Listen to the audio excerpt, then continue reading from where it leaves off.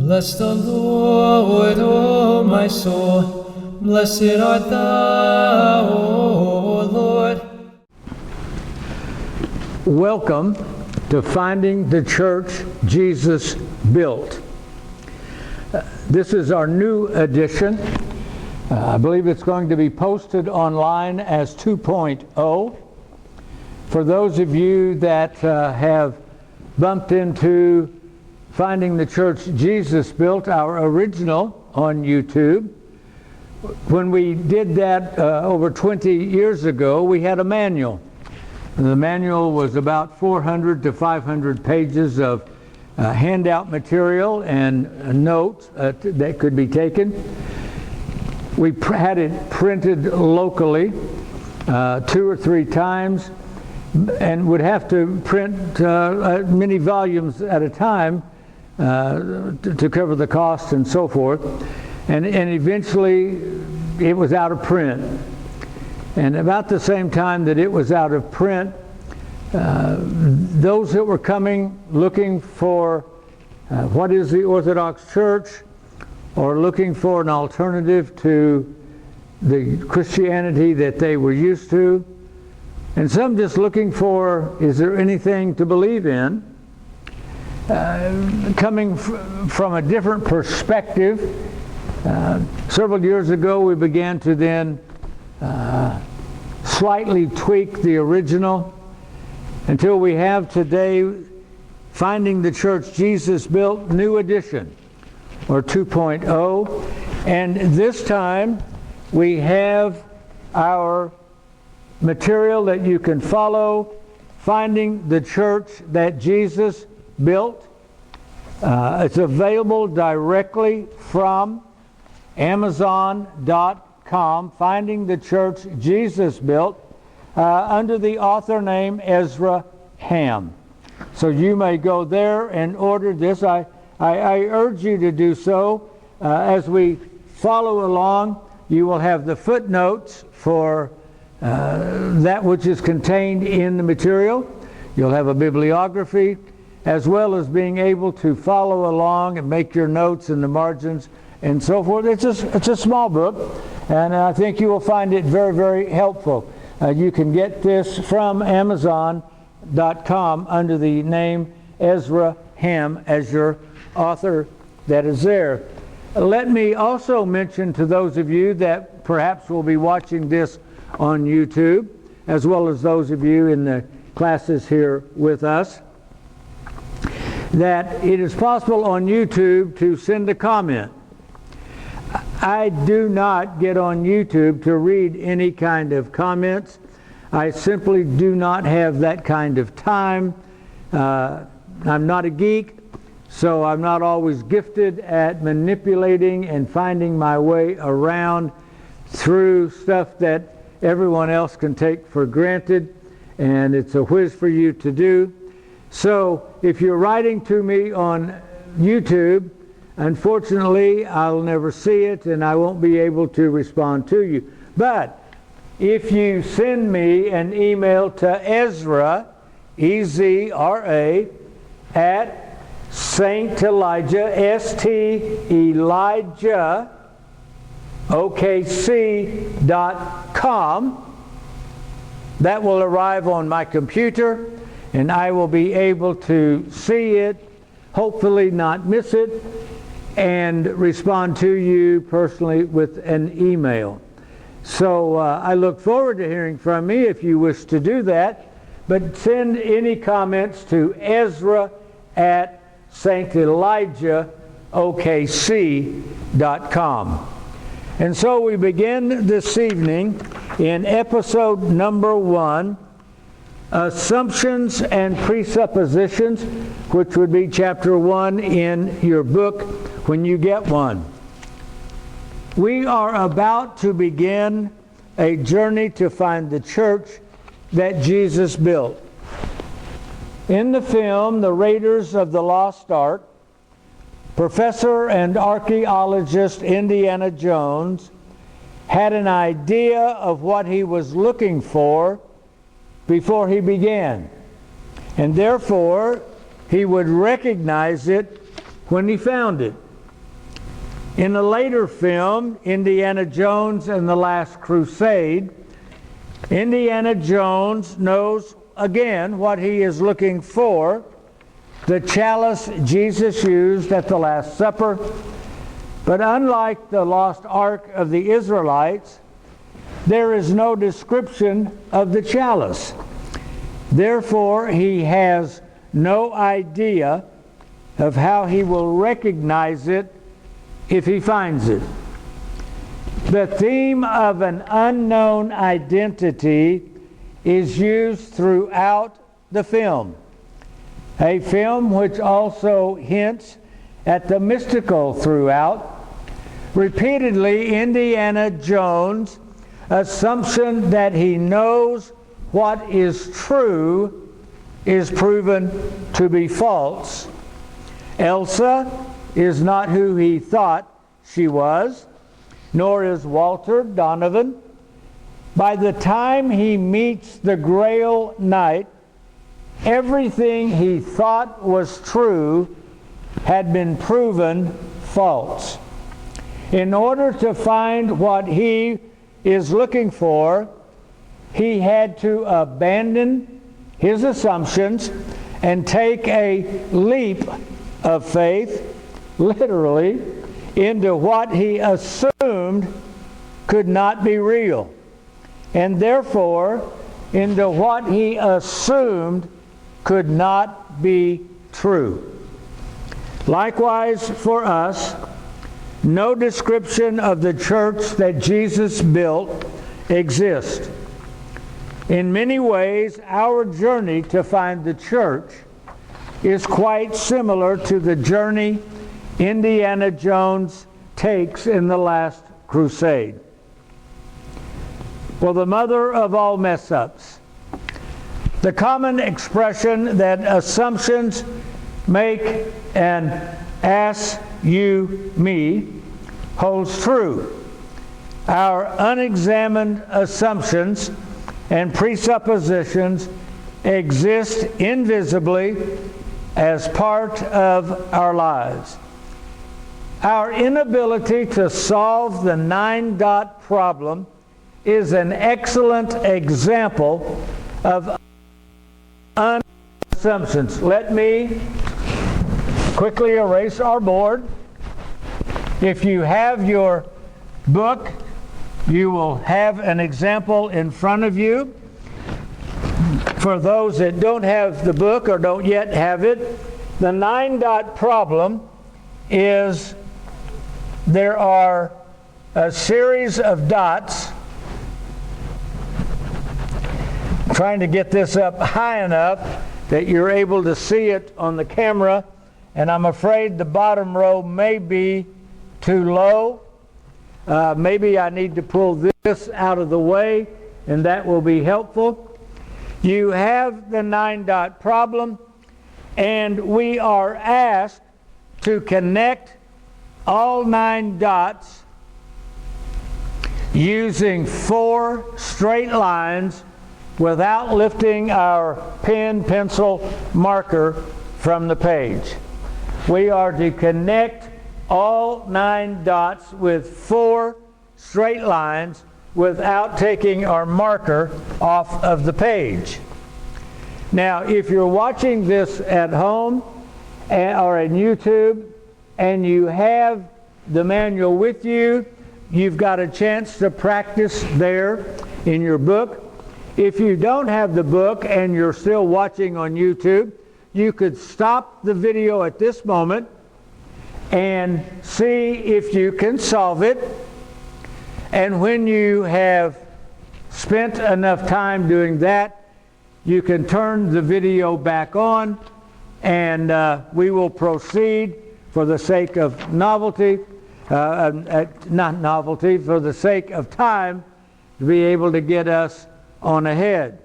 So now, having attempted to solve the puzzle, let me continue.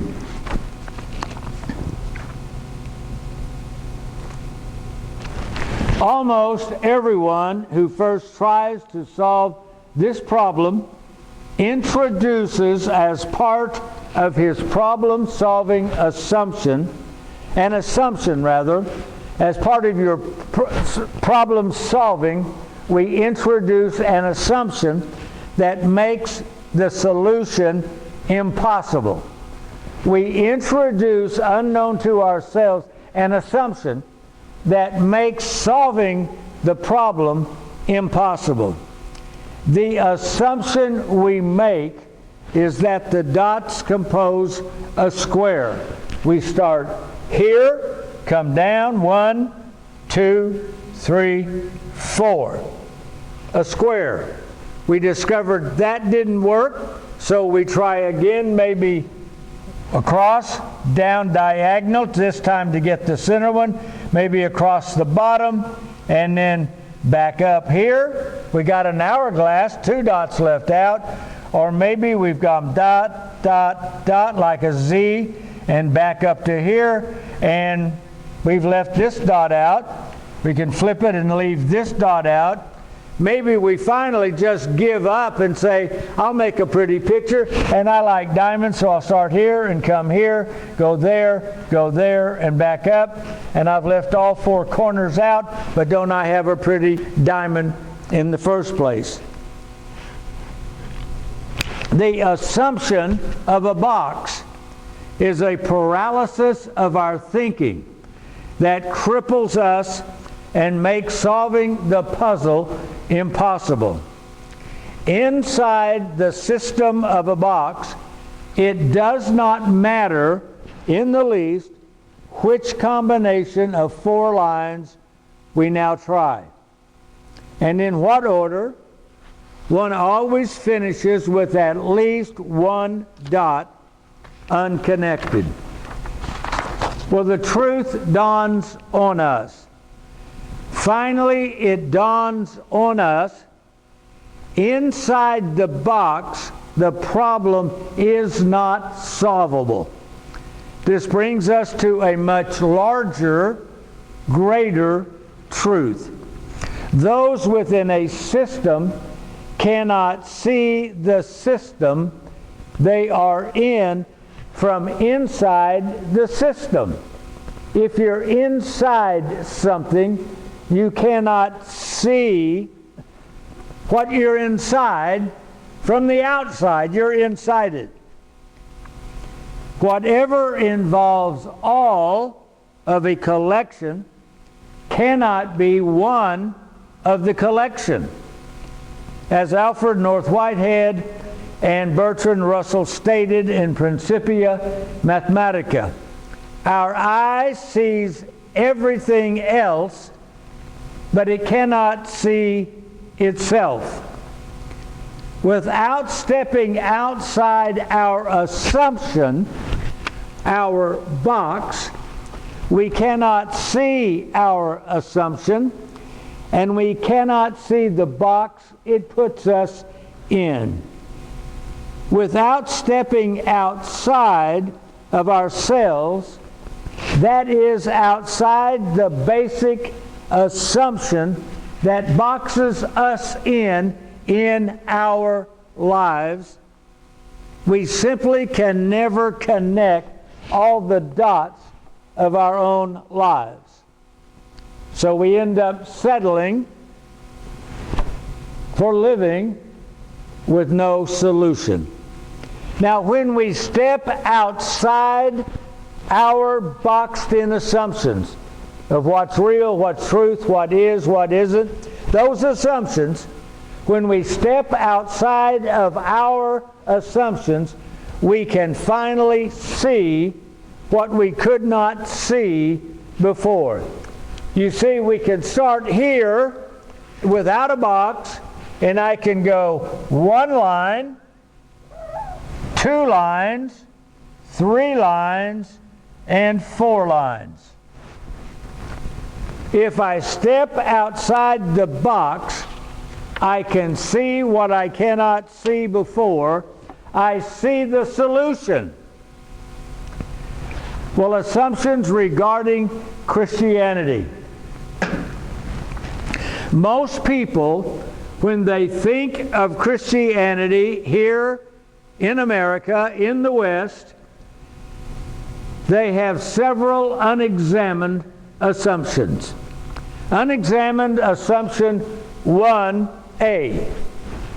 The Catholic Church is the oldest church, and therefore is the church Jesus built. That's an assumption. Or assumption 1B, the same assumption with a twist. The Catholic Church is the oldest church and obviously is not the church Jesus built. That's an assumption. It is the Catholic Church. It's not the Catholic Church. I don't want anything to do with the Catholic Church. Something else has to be better. Unexamined assumption number 2. That was 1A, 1B, and now number 2. Sola Scriptura, the Bible alone, is the foundation of the true church. That's also an assumption. Now, if we are to have success on our journey, you see, we're going to set out to find something. We don't know what it looks like. In order to be successful, to see for ourselves if the church Jesus built is findable, and if it is, can we actually find it? We must lay aside our own assumptions to do it. In the same way, we had to lay aside our assumption in order to see what we had not seen, how to connect the 9 dots.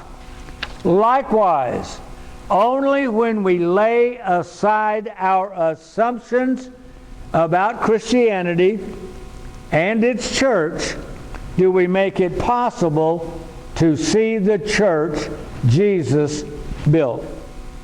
At least for the sake of this journey, lay aside your assumptions. You can always pick them up later. Lay them aside. Step outside your unexamined box of those assumptions and see what you've not yet seen. When the journey is over, you can then decide for yourself whether you found the church Jesus built or not. Well, what if? What if, just if, something happened before either Christianity reached Rome or the New Testament was written? What if before there was a Bible and the church existed? What if something else already existed?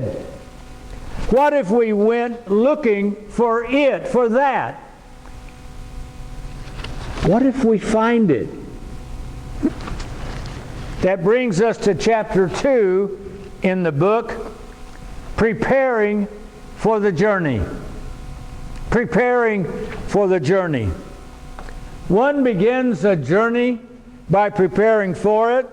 The right suitcase, the right traveling gear are selected. The right clothing for where one is going and for what one will be doing there is chosen to take. If the journey will involve lots of walking or hiking or physical activity, one might prepare by getting in physical shape before leaving.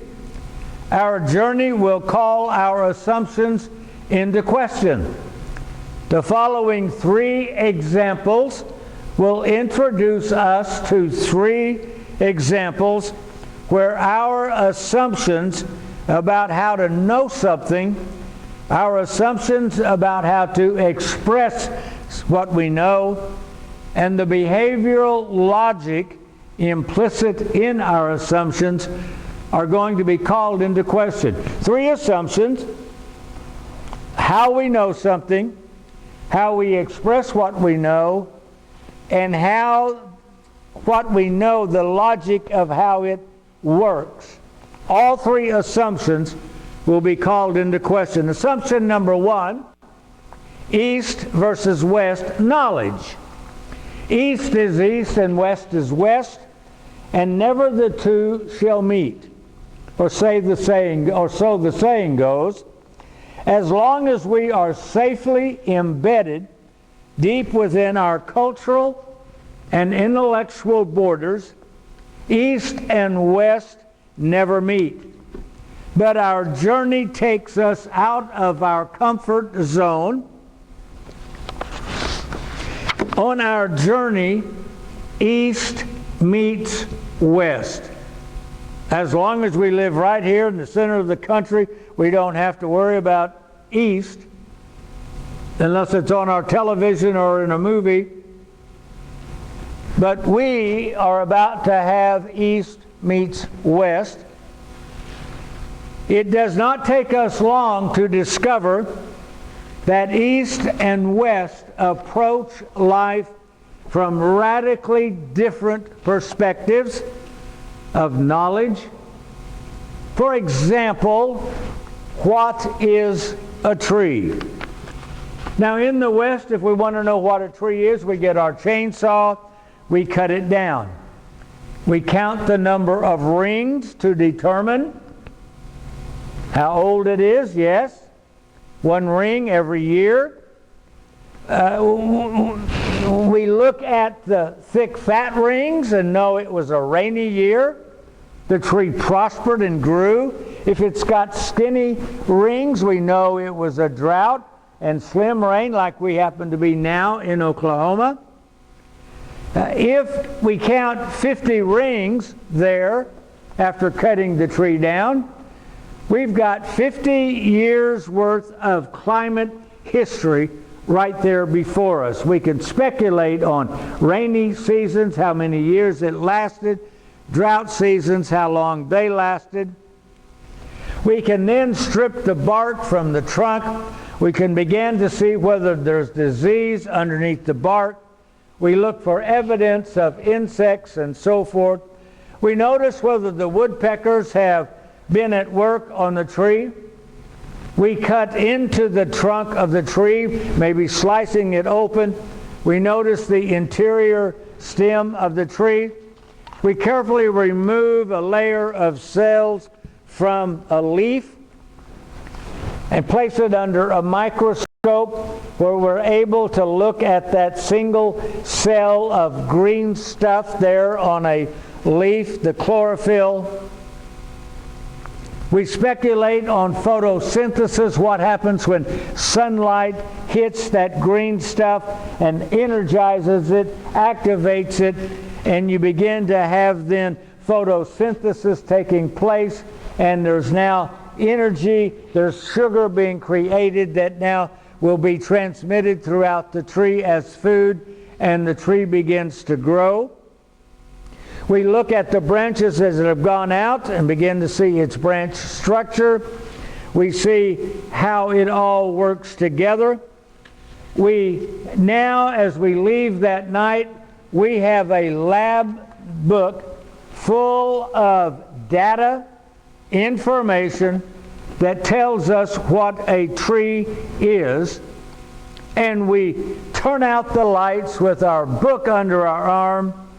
We leave with a lab book full of notes and a pile of sawdust and a dead tree.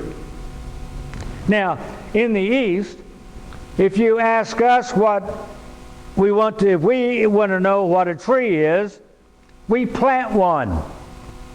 We discover what kind of soil it takes, whether it likes wet soil, good drainage, whether it likes a drier area.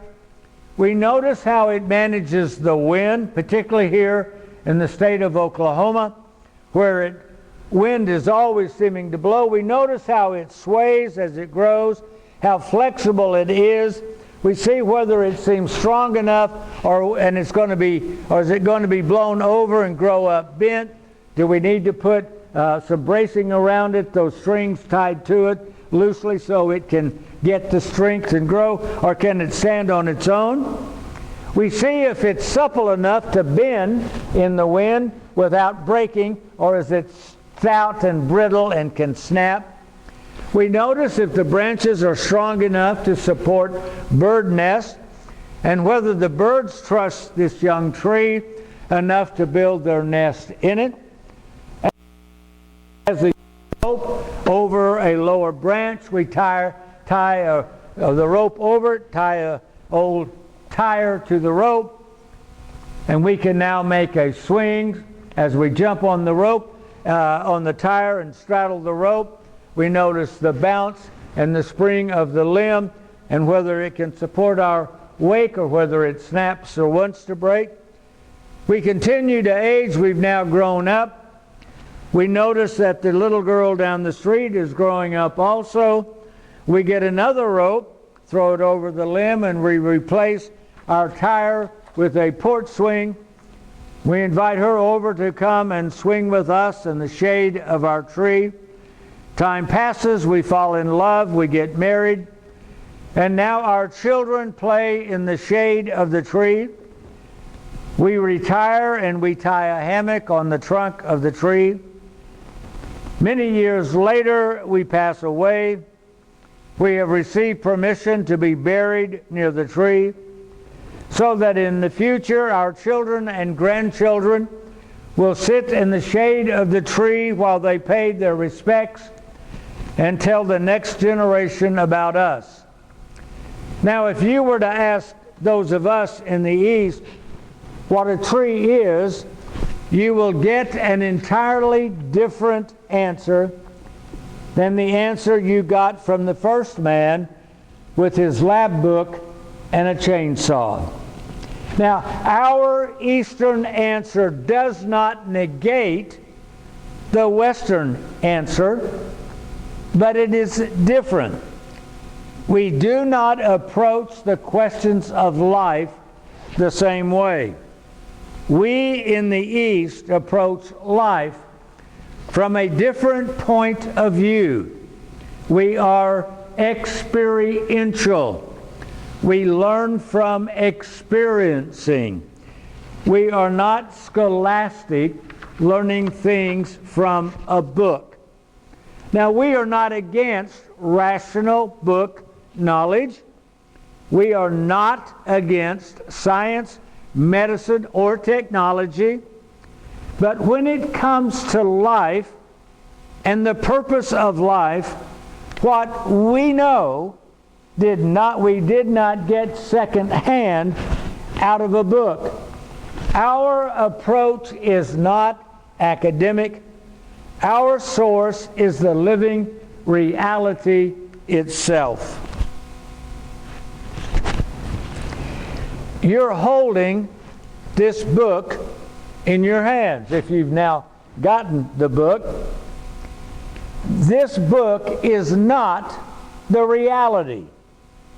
This book points to the reality we're going to be talking about and seeing if we can find. The goal is not to memorize the book. The goal is to encounter for ourselves the living reality of which this book speaks and to which this book points. That's our first assumption. There is a difference between East and West, and in our case, they shall meet. Secondly, speed bumps. There are speed bumps ahead because they're going to meet, and that causes a bump. And the speed bump is particularly going to come from a difference of language. The Eastern approach is different. There will be a bump between East and West. If you have been reared in the West, there will be a bump between what you already know and what we're going to talk about. Some will try and fit what we say into their Western scheme of things, and we won't fit. that experience of trying to fit what you learn here into something you already know is similar to trying to learn a foreign language. You see, each language is its own inclusive linguistic system. For example, you may learn the German word for God, or life, or any number of nouns. You might even insert those German nouns into an English system. You've got English, taking a German word, putting it into English, and you might swap the word Fenster for window and say, could you open the Fenster? You might think, wow, I'm speaking German. I just asked you to open the window. Could you open the Fenster? Aber Sie haben eine Fehler gemacht. You made a mistake. You're not speaking German. You're still speaking English, just sticking a German word in. You see, if you wish to learn German, it's best to leave your English at the door as you enter the classroom and learn how to speak German or French or Russian or Chinese as a completely different language. The same is true when learning spiritual languages. The spiritual language of the East is a different language. Sometimes we will use the same words, God, Trinity, salvation, for example, but the words will have a different meaning. Sometimes we will use entirely new words to describe spiritual realities. Along with these different words and different meanings, there also comes a different attitude, an attitude of awe and wonder. In awe and wonder, we worship our God, who is and always remains a mystery. That's our second bump that can happen. The third bump is the assumption we're playing the same game. For example, checkers or chess. They have a structural behavior. They're different in their structural behavior of how you play the game. Checkers and chess are two entirely different games played on the same board. The games are played differently, but the board is the same. They have a different behavioral structure that defines the goal and dictates the movements of the pieces. In chess, each player has a king. In checkers, each player tries to make kings. The only thing the two games have in common is they use the same board. The same is true between East and West Christianity. Both use the same words: God, Trinity, Son of God, and Church, for example. But the words are used differently, with a different meaning, and they play a different role within each system. Chess pieces behave, move differently than checker pieces. At least in chess and checkers, the pieces are different. You don't confuse a knight in chess with a checker piece. But in the case of Western and Eastern Christianity, the pieces, the words, are often the same. The visible difference is in the structural behavior, for example, the worship and the place of worship. If we want to learn a different language, we must park our native language at the classroom door. If we want to learn to play chess, we must set aside the way we play checkers. Sometimes a person will come and ask a question, how do you do this? But it's a question you can only ask inside checkers. It's not a you can't say, well, how do you move this? You don't jump in chess. You get to move and capture. The knight can jump over, but only for the purpose of capturing something. So you can't, I'm sorry, I can't answer your question because it's a question inside checkers and we're playing chess, and vice versa. It's two different systems, versions of approaching God and Christianity. In Indiana Jones and the Last Crusade, finding the Holy Grail became more than performing an autopsy on a historical relic. Both Indiana and his father experientially entered into the living presence of the medicine of immortality spoken of by St. Ignatius of Antioch before his martyrdom in 108 AD. Perhaps our journey to find the church Jesus built is similar to Marcus Brody's search for the Holy Grail. The search for the Grail is the search for the divine in all of us. Perhaps, just perhaps, our journey will bring us to that moment when Donovan says, it's time to ask yourself what you believe. Come, the journey awaits. That begins chapter 3 for us. Introduction. We're going to look at some scriptures as our starting point this evening. Matthew 16:13.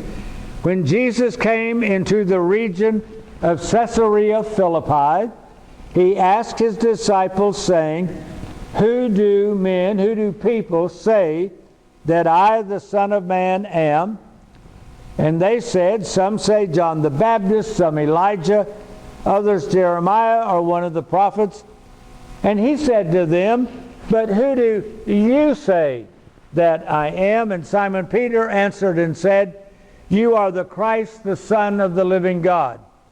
Jesus answered and said, blessed are you, Simon Bar-Jonah, for flesh and blood has not revealed this to you, but my Father who is in heaven. And I also say to you that you are Peter, and on this rock I will build my church, and the gates of Hades shall not prevail against it. Now we're going to ask 3 questions on what we just read. This episode in the life of Jesus raises several questions regarding how we understand what was said. First, what does Peter's confession mean? What does Peter mean by the term Christ? Is the Christ a political figure or a religious figure? What does Son mean? Is the term literal or metaphorical? And thirdly, what is the relationship of the Son with God? What kind of relationship do they have? That's all inside the first. What does the confession mean? Secondly, what does blessed are you, flesh and blood has not revealed this to you, but my Father who is in heaven? What does that mean? Are there 2 separate ways of knowing? Is there rational academic knowledge and also illuminating revelation, intuitive cognition, as well as empirical cognition? And thirdly, what does upon this rock mean? Is it Peter? Is it the confession, the rock upon which Jesus built his church? The confession is what is the rock?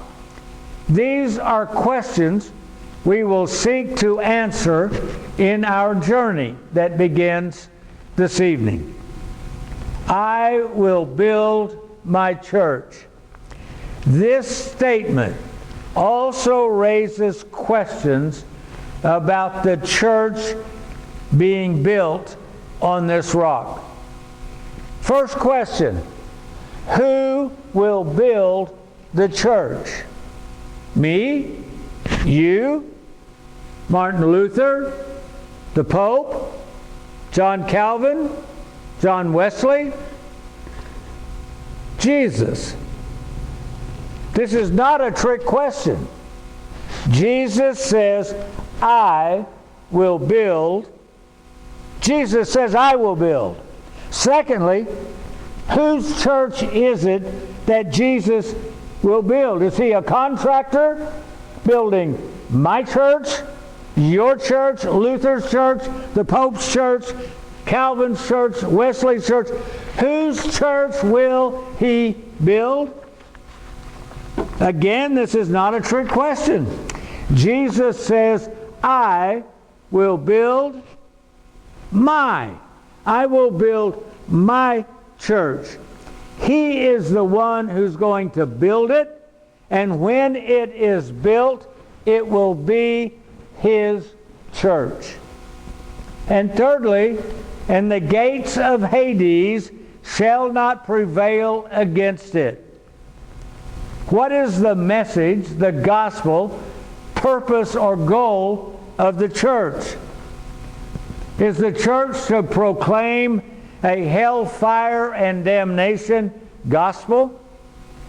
Is the church to proclaim a how to get rich prosperity gospel?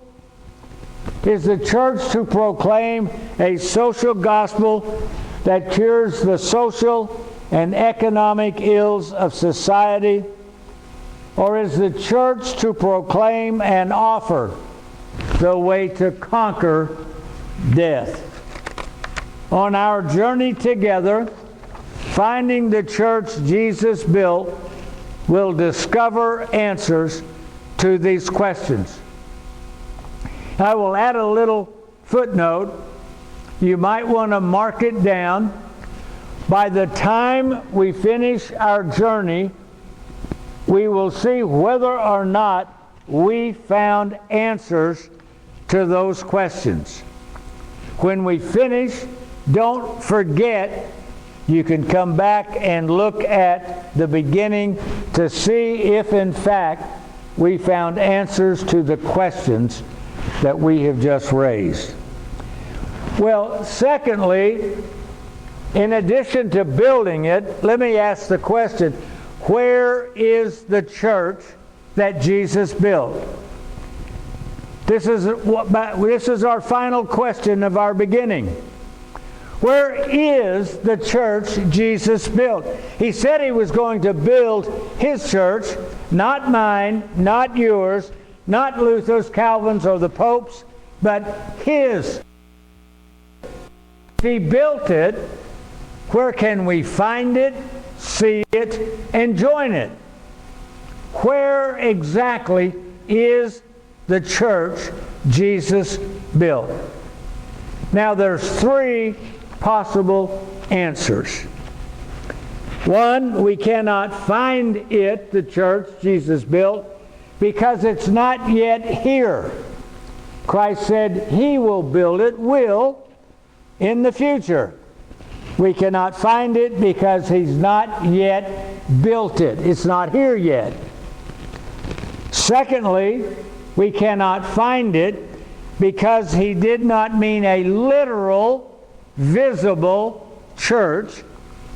His church is in heaven. What we have on earth are merely the pieces of the invisible, universal church in heaven. So therefore, it does not really matter which earthly church you attend or what earthly things you believe. All the pieces in a jigsaw puzzle are not identical. Each church is only a different piece of the whole picture, the whole church assembled in heaven. And thirdly, He actually built it. He did it, but unfortunately He miscalculated. Hades defeated it, and it did not survive, or it survived on life support. Therefore, we cannot find it. A modification that it died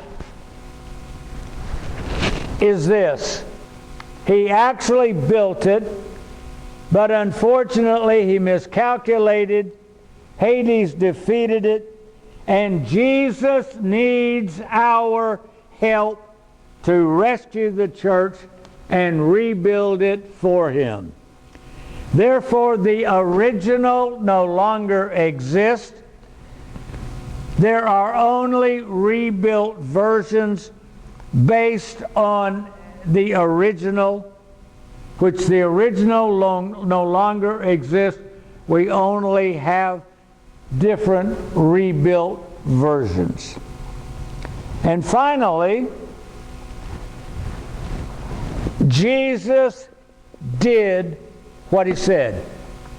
He built and established His church on earth. He did not miscalculate. Hades has not conquered it. It exists today, and it is findable. Those are our 5 options. Where is the church that Jesus built? In our weeks ahead together, we will see if we can find that church. Now, right now, we're going to take a quick break. About 15 minutes. We'll go get some snacks on the other end of the hall here. Take a break. It's a great chance to get to meet one another, fellow pilgrims on this journey together. Restrooms are down the hallway. If you need a nature break, we'll come back in about 15 minutes and wrap this up for this evening. So we'll see you in just a little bit. Let's go.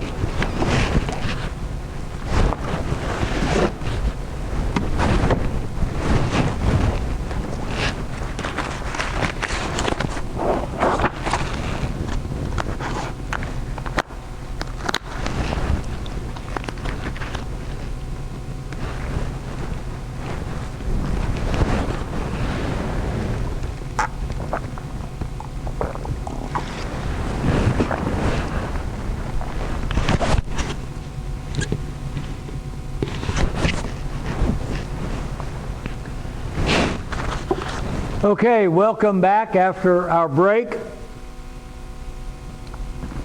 So now let our search begin. We begin with the 5 major centers of Christianity in the Roman Empire. Let's have an overview, a historical summary of bishops, patriarchs, and patriarchates. Bishops. As Christianity spread outward from Jerusalem, Christianity spread through the network of synagogues of the Jewish diaspora in the Roman Empire. As the Jews were dispersed across the Roman Empire, they congregated in the large cities.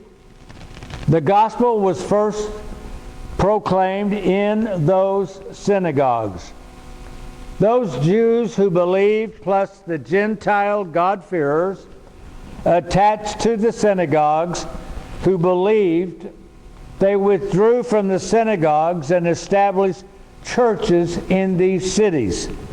From the cities, Christianity spread outward into the smaller towns in each region. This spreading outward necessitated administrative overseers known as bishops. Each bishop was over a particular geographic area.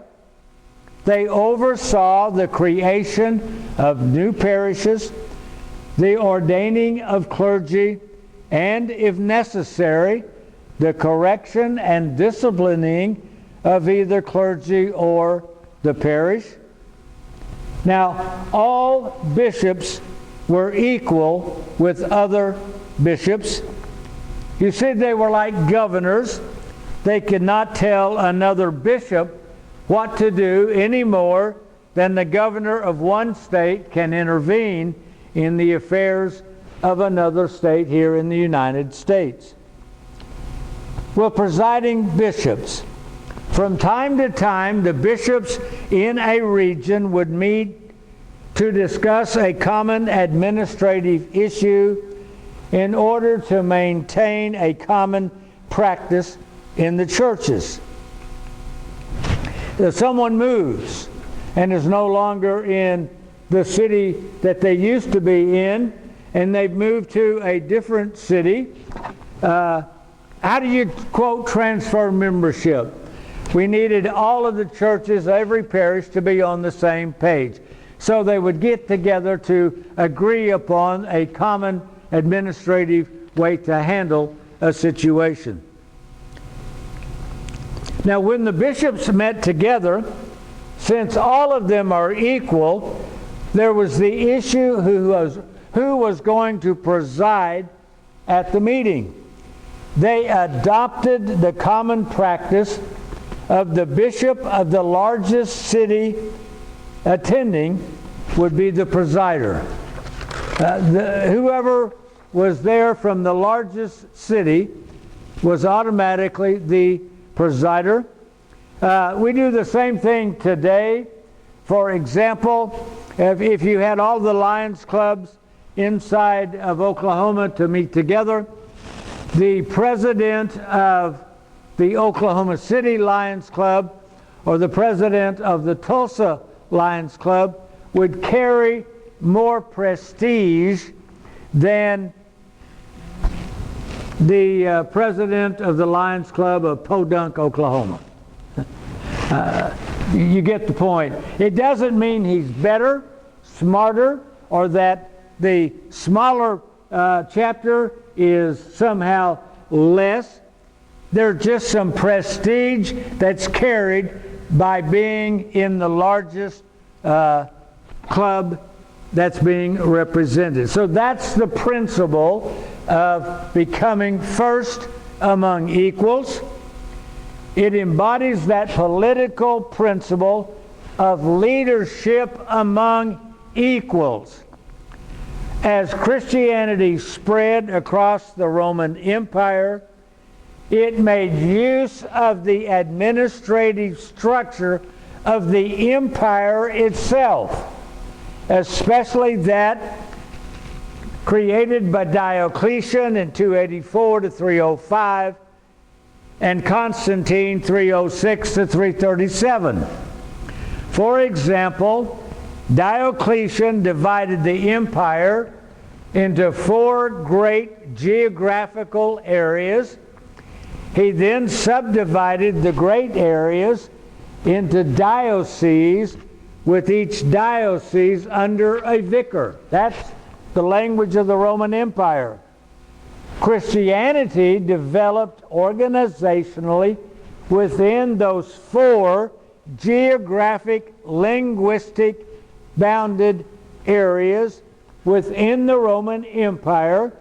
There was the Latin area, the Greek area, Arabic and Coptic.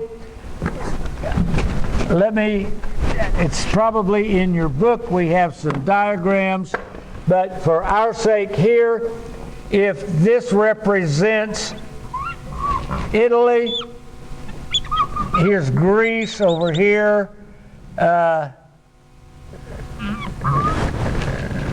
It's not on the scale, obviously. If this is going to be Rome, here's going to be Constantinople. Here's going to be Antioch. Here's Jerusalem. And let me get this out of the way so you can see. And we're going to have Alexandria here in Egypt. You had the Latin area here. You've got the Greek area here. You've got the Arabic through Mesopotamia here. Jerusalem is the mother church area, which would have also been Arabic. And then here in Egypt we have Coptic.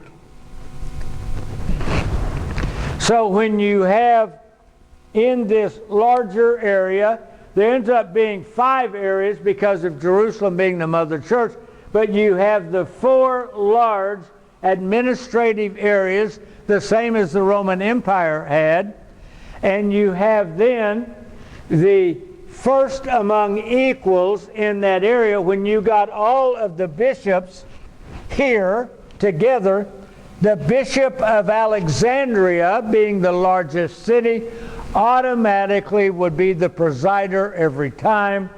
The Bishop of Jerusalem, this area, the Bishop of Antioch, that area. So the bishop of those cities, automatically being the largest city, was always first among equals in that area. That area, linguistic area, became known as a patriarchate.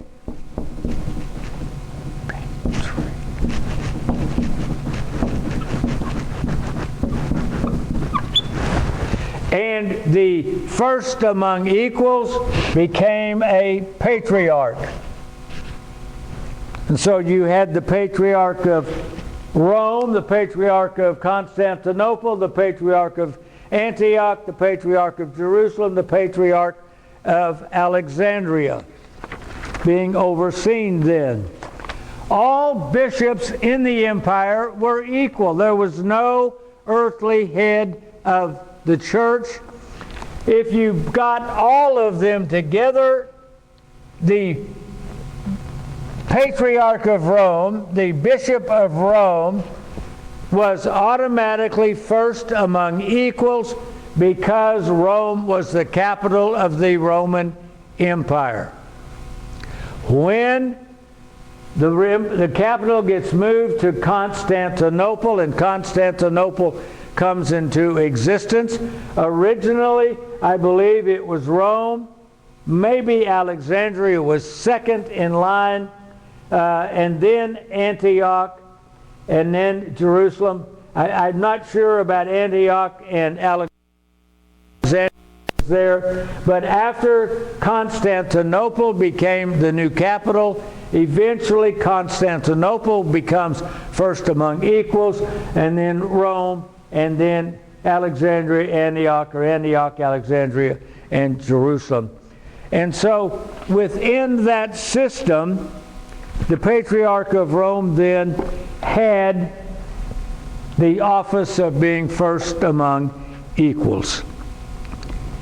There was no earthly head but Christ in the church.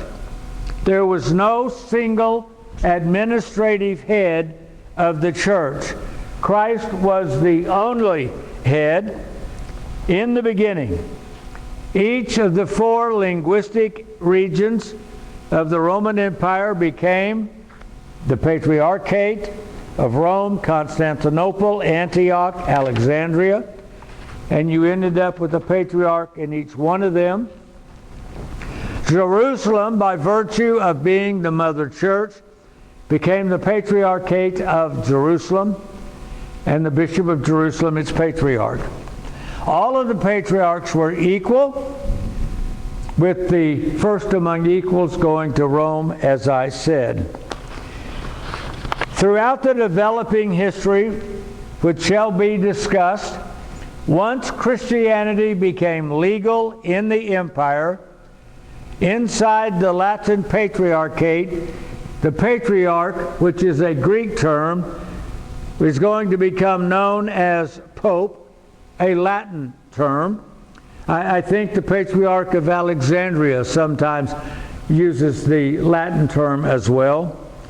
Additionally, the Latin Pope also acquired a Roman Latin title from the old Roman Empire for the chief high priest in ancient Rome, the Pontifex Maximus, a title held by Julius Caesar until his death. The history of this role, its title played in Latin ecclesiology, and the relationship of the Bishop of Rome with the other patriarchs after Constantine, while enlightening. Boy, what a study that makes, just that one term, Pontifex Maximus, a political religious term used by Caesar, now being used by the Pope. What an interesting history that would be, but that lies outside our task. Well, a historical summary now from 300 to Martin Luther. A quick summary. In 300 AD, Constantine will move the capital to Constantinople. With Constantinople now the capital, the shift began of the first among equals to the Patriarch of Constantinople. That's not going to be an easy shift for the Pope to give up. There's also going to be a major depopulation of the city of Rome that moved to Constantinople along with the government. So you began to depopulate Rome. There's no large city west of Rome at this time. There's no London, there's no Paris, there's no Berlin, there's nothing west of Rome at this time. In 400 AD, 410, but I'm rounding it off so we can just see chunks of it, so that if we started, and I guess it would have been nice, we started here, and so if you move the capital at 325, I'm going to round it to 300, then you come to 400, and we have the sack of the city of Rome takes place. It's depopulated because the capital is moved over here.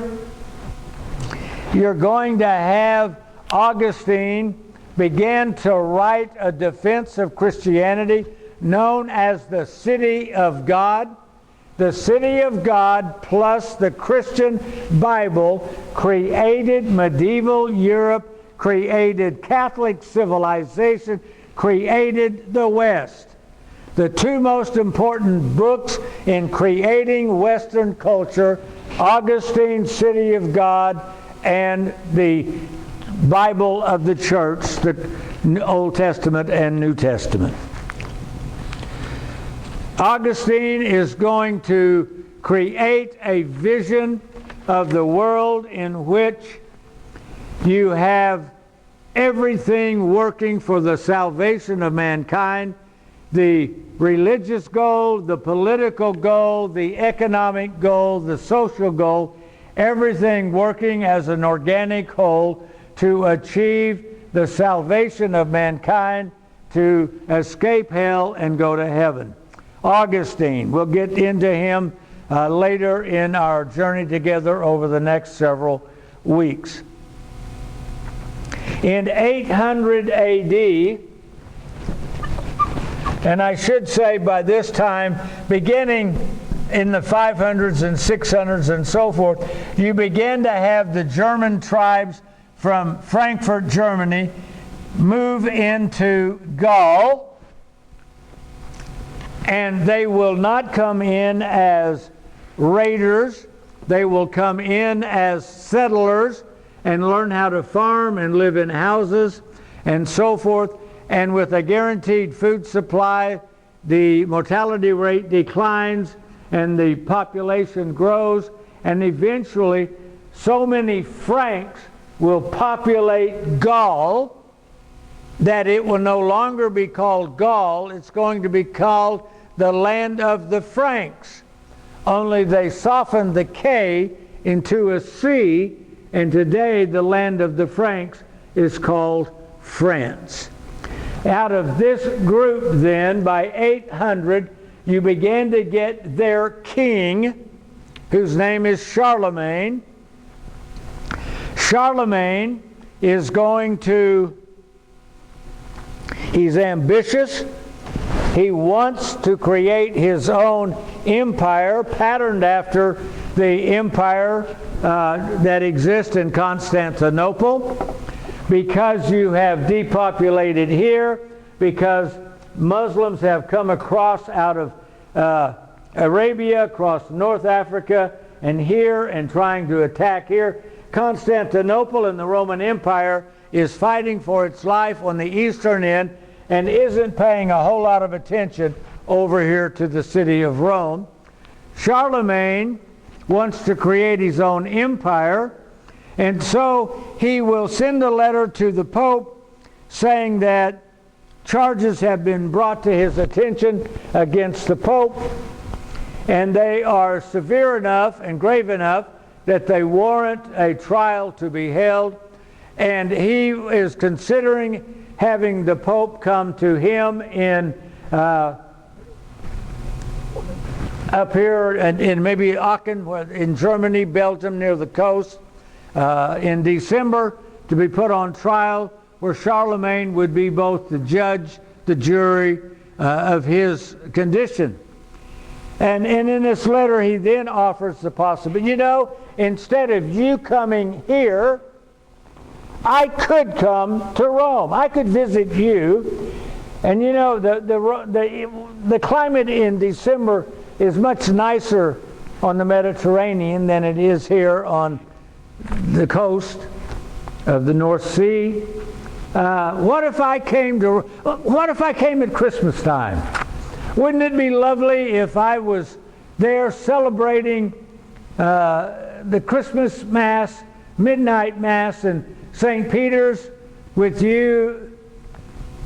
And what if during the celebrating of the Mass you brought out a gold crown and surprised me by putting it on my head and proclaiming me let's see, what shall we call it? Yeah, why don't you call me the Emperor of the Holy Roman Empire? That would be lovely. Well, now the Pope's in a pickle, isn't he?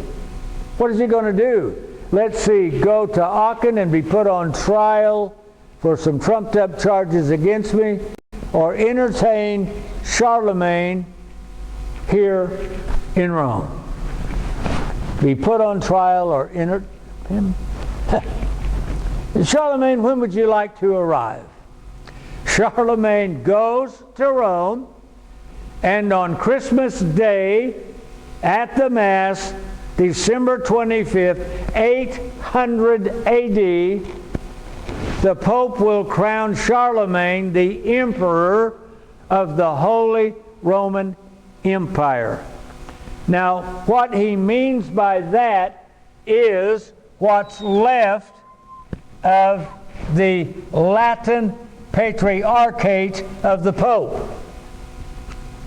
Charlemagne now becomes the political leader in the area from Italy west to France, Spain, and northward into Germany, the Patriarchate of Rome, the North Africa having fallen to the Muslims. Now Charlemagne has a problem. He can create his empire, but the church is part of the whole empire. if you have councils of the church being held here in the East, calling all of the bishops together, his bishops are part of that. And they know there's something, they are part of something larger than his empire. They're still part of the whole Roman Empire. So Charlemagne needs to break the religion of his Latin Empire away from the rest of Christianity. He needs to create a version of Christianity different from the original and make it special for his empire only.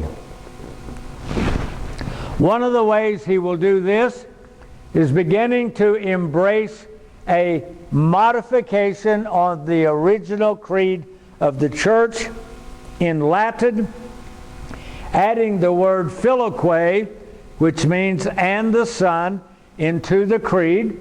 So the creed was changed in Charlemagne's empire. In Latin, the creed was changed. And then secondly, oh, by the way, the creed was used everywhere in every parish, every church inside the Latin Holy Roman Empire, except at St. Peter's in Rome by the Pope.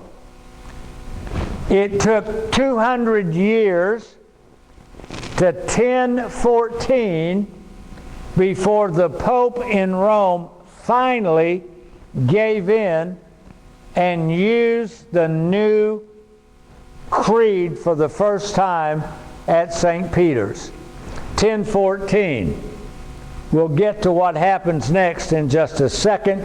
Charlemagne, in addition to the creed, in maybe 787-ish, somewhere in there, the Seventh Ecumenical Council, the council of all of the churches that could get there, met for the last of all of the councils to defend the dual reality of nature of reality, visible and invisible, and specifically with the icons being the visible representation of the invisible prototype and the incarnation of Christ being demonstrated by them. Charlemagne will not let his clergy go, and instead will call his own council, the Council of Frankfurt, have his clergymen, priests, and bishops come, and they will deny everything that the Council of the Church, the Seventh Ecumenical Council, is going to say.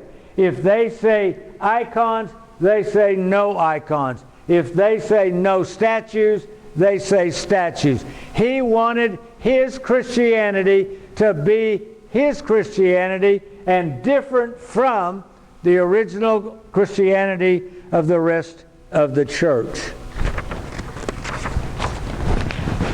I said the Pope is going to use the new creed, 1014. So now we come to 1054. And in 1054, you're going to have the final break, official break.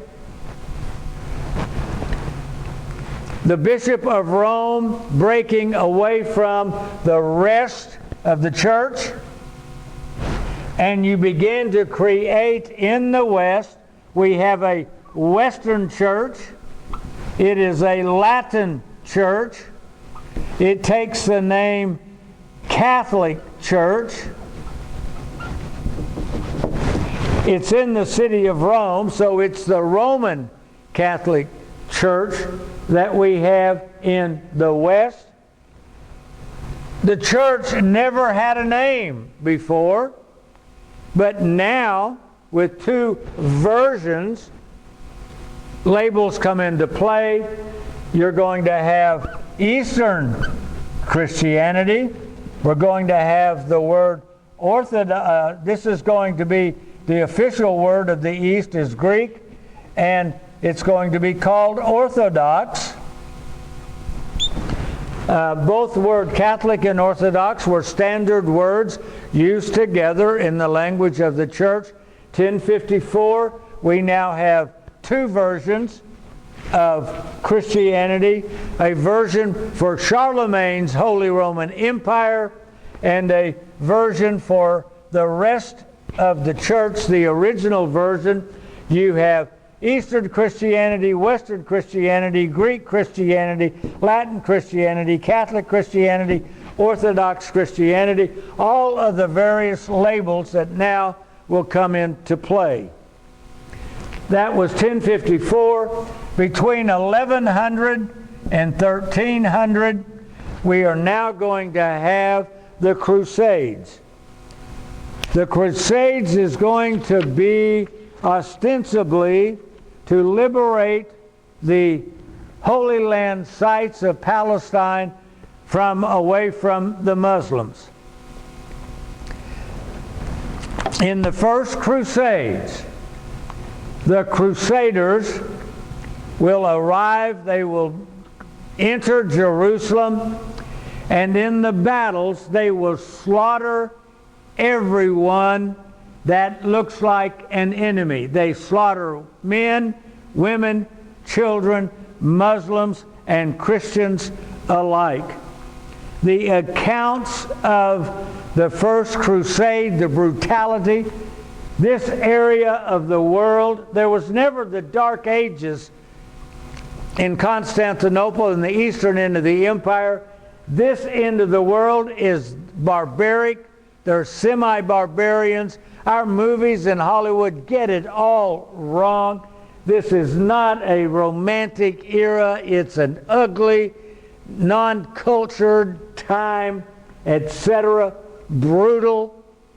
And they are going to slaughter the people of Jerusalem, so that as far as Eastern Christianity is concerned, was concerned, and remains concerned, the Crusades are understood as Western Christianity attacking Eastern Christianity. And from that first crusade onward, in every crusade afterwards, the Christians of the East fought side by side with the Muslims against the brutal, barbaric attacks coming from the West, Western Christianity. Now, when I taught ancient to medieval humanities on the university level, I consulted the class textbook, and when it came to talking about the Crusades, it had a paragraph, 3 or 4 sentences, saying there were the first 3 Crusades were partially successful in winning some battles, liberating for a time Jerusalem, etc., etc. And then nothing of any consequence happened in any remaining crusades, and it went to an entirely different topic. Nothing of any consequence, nothing of any importance happened after the first 3, and they went on. Well, since nothing of any consequence happened after the first 3, why don't we talk about the 4th one? I think we ought to talk about the 4th one. The 4th Crusade occurs in 1204 AD.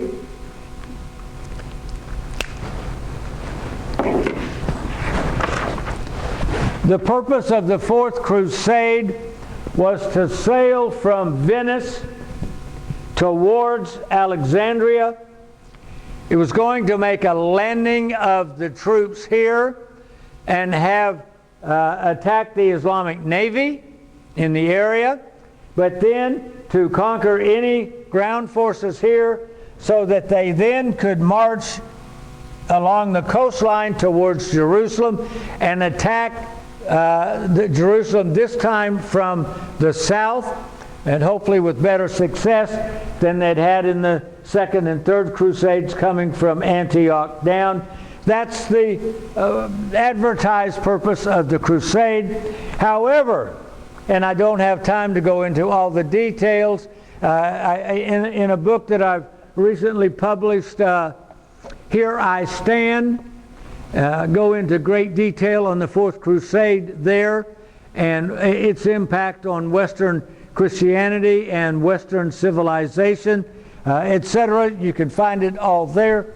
But essentially, they leave Venice, they get about halfway there, and instead of going on to Alexandria, they're going to do a 90-degree turn. They're going to leave here, and then they're going to not go on. They're going to turn and go to Constantinople. There's not a Muslim within 1,000 miles of Constantinople. When they arrive there and are going to attack the city,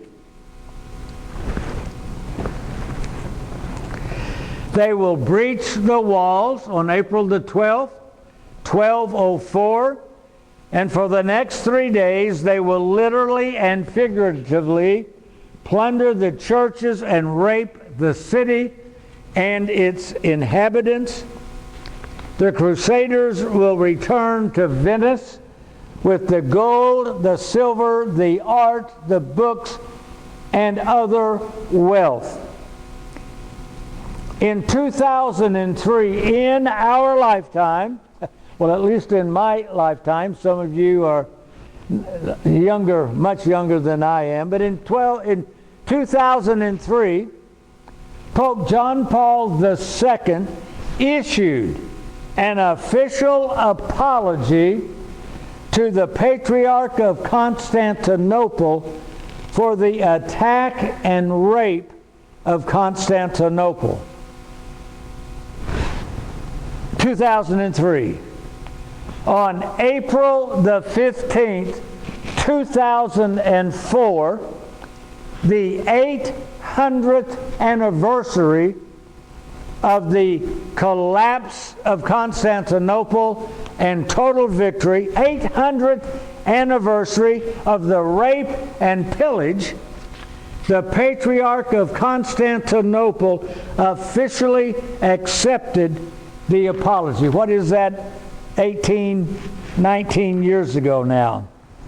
In his acceptance in 2004, the Patriarch asked whether, as a sign of reconciliation, it would be possible for the West to return the coffins of two of the saints of the Eastern Church, St. John Chrysostom and St. Gregory the Theologian, two names extremely well known even today, especially today, in the Orthodox Church.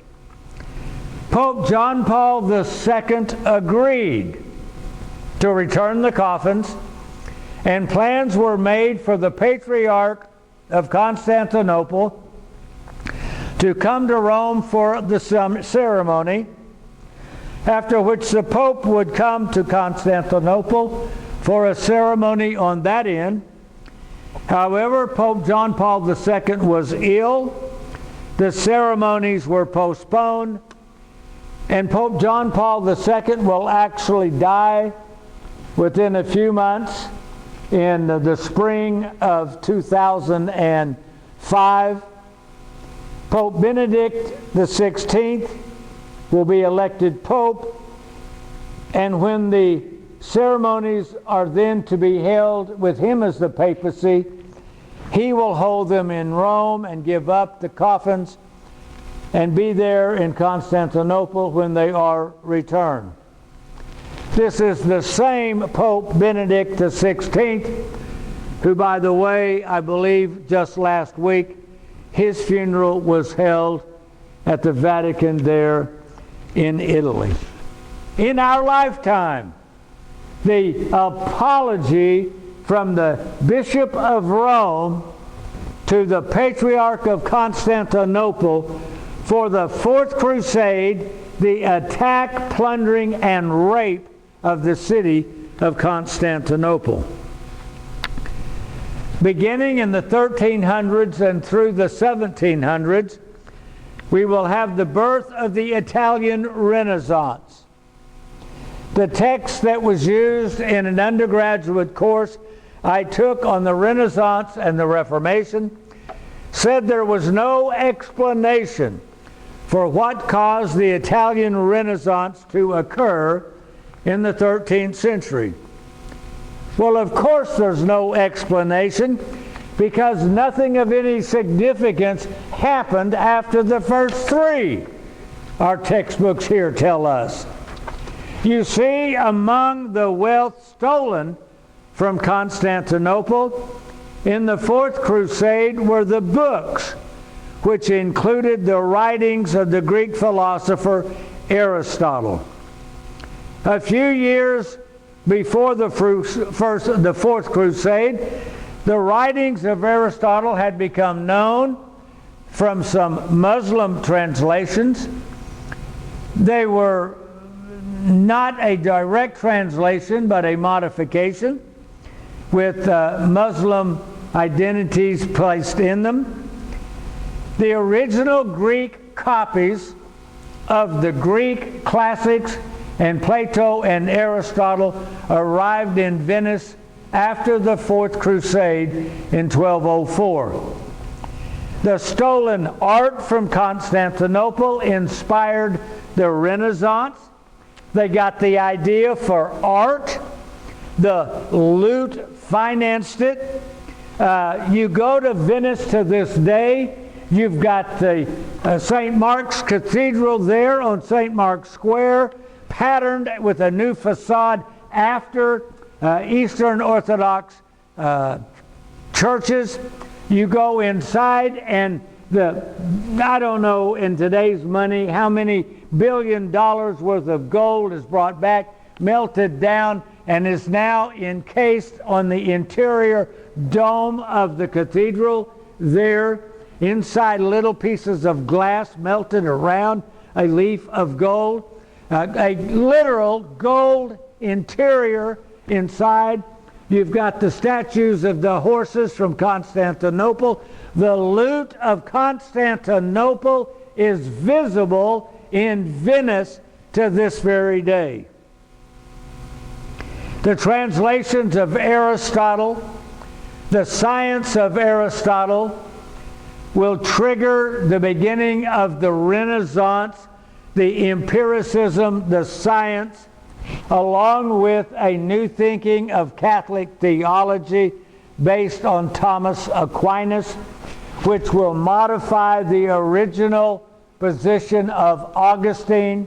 Augustine created the West in 400, beginning then in about 1,000 years later, in 1300, 1400, with the Renaissance, you began to get a new way of thinking, art, and so forth that is going to be there. Quick illustration, I know I must hurry, but a quick illustration. You had German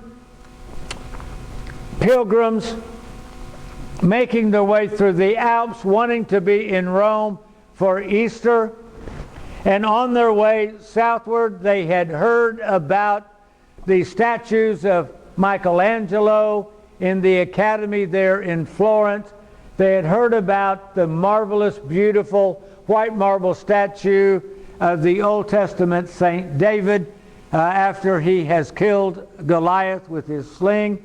And so these conservative German pilgrims, where the Renaissance has not yet gotten north of the Alps, they come and they're walking in their piety into the Academy. They see the statue down there. They come up. It's sitting on its base, 5-6 feet tall. The statue, it says, 16, 20 feet tall. I forget its dimensions.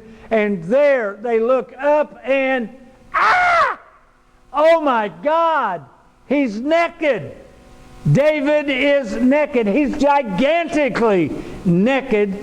And these conservative German religious pious Christians are shaken, and they make their way out. They finally continue the pilgrimage to the city of Rome. They then go into the Vatican.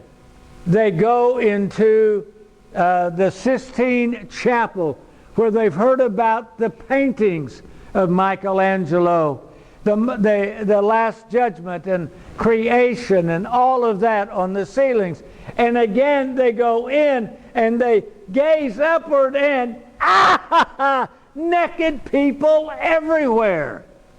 Now, by the way, if you were to go today, they put some garments on those naked people, but originally they're naked.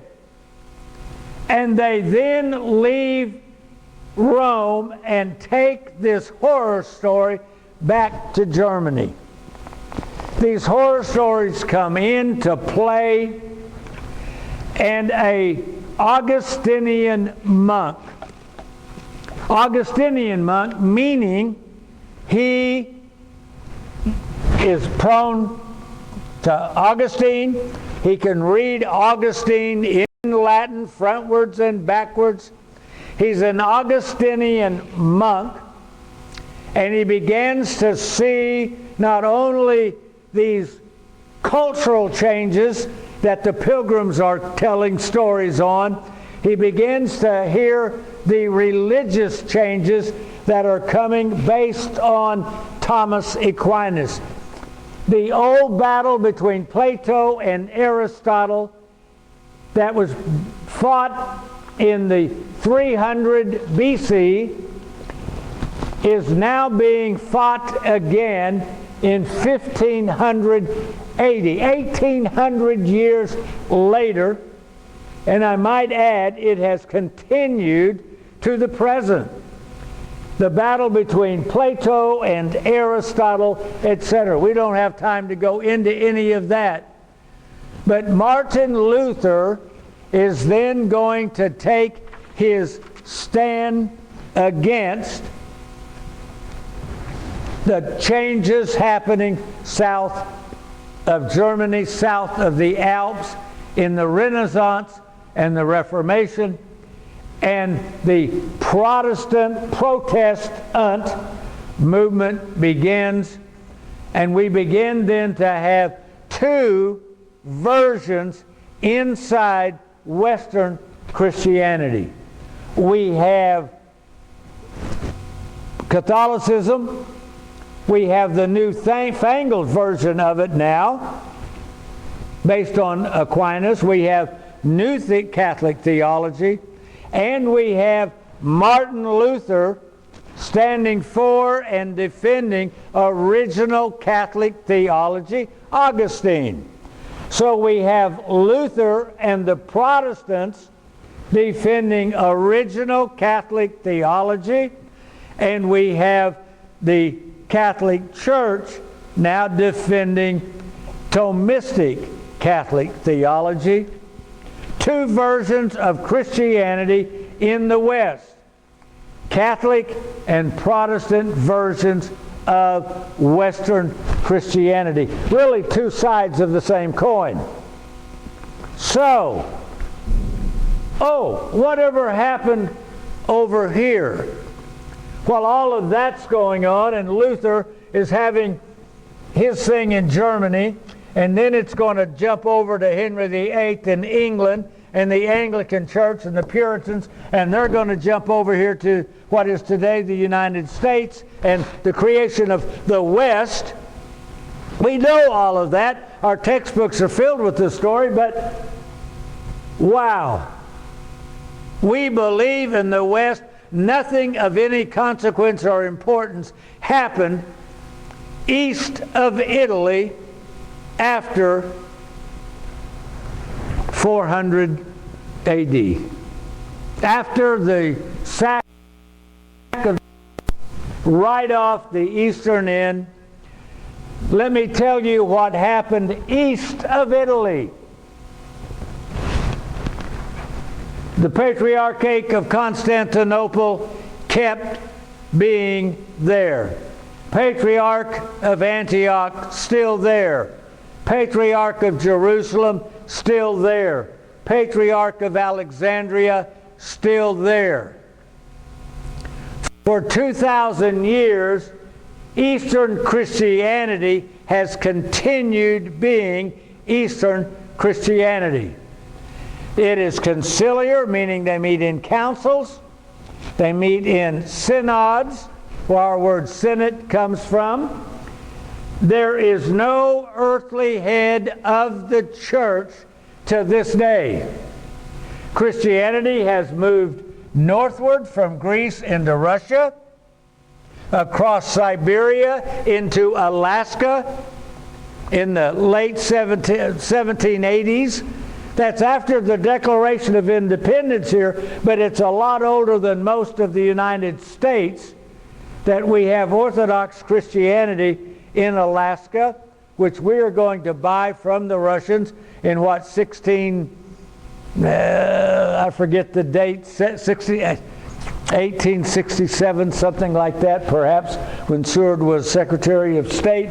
All of that Russian that's going in. Christianity is here, and at the end of World War I, the Ottoman Turkish Empire, been in existence for 500 years, after sacking Constantinople, sides with Germany in World War I. Germany's defeated, the Ottoman Turks are defeated, and Orthodox Christians by the millions are going to pour out of the Middle East. They're going to make their way across the Mediterranean, across the Atlantic. They're going to come to the United States and Canada. They're going to come to, I think, Brazil and Chile. Some are going to make it all the way to Australia. By the millions, they're going to come. They do not come as missionaries. They come as political and economic refugees, and they bring their faith with them. In 1920, you have a group of several families that have migrated from a little village in southern Lebanon known as Judea, Marjajun, that will have arrived in Oklahoma City. Some of them having walked from Sherman, Texas to get here. And by 1920, enough of them are here, several families. They want to have their own church.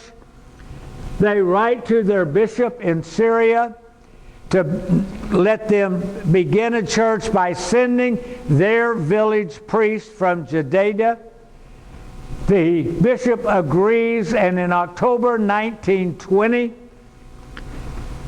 the priest from Judea arrives with his family. In Orthodox Christianity, our clergy can be married. We wanted to name our church St. George, after the name of our church back home. But the Greek immigrants in Oklahoma City had already started their church. They chose the name St. George. We normally don't have two Orthodox churches in the same city with the same name.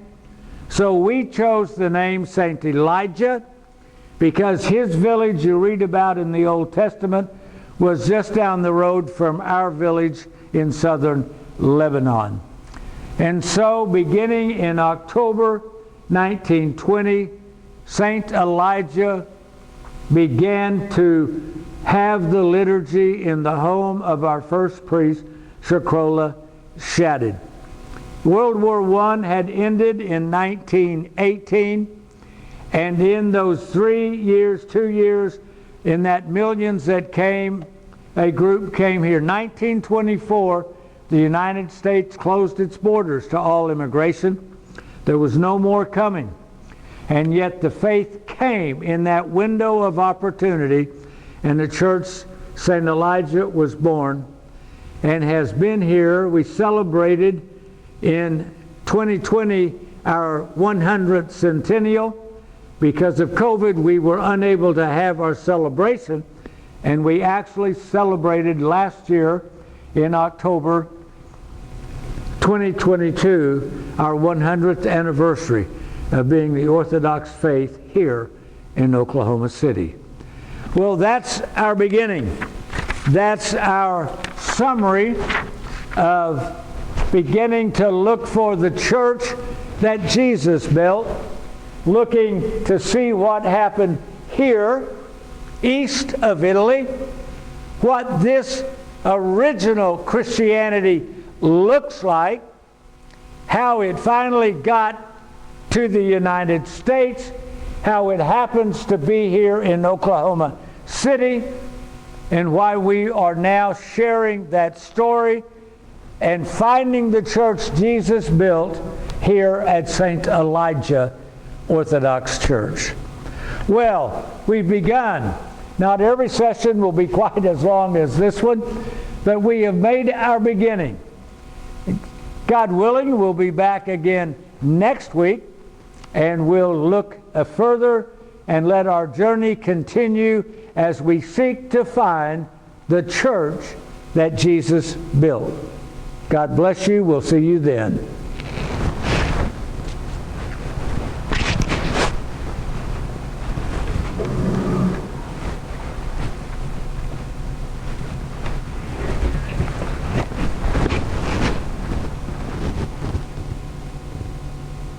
Bless the Lord, O my soul. Blessed art thou, O Lord. Bless the Lord, O my soul. And all that is within me, bless his holy name.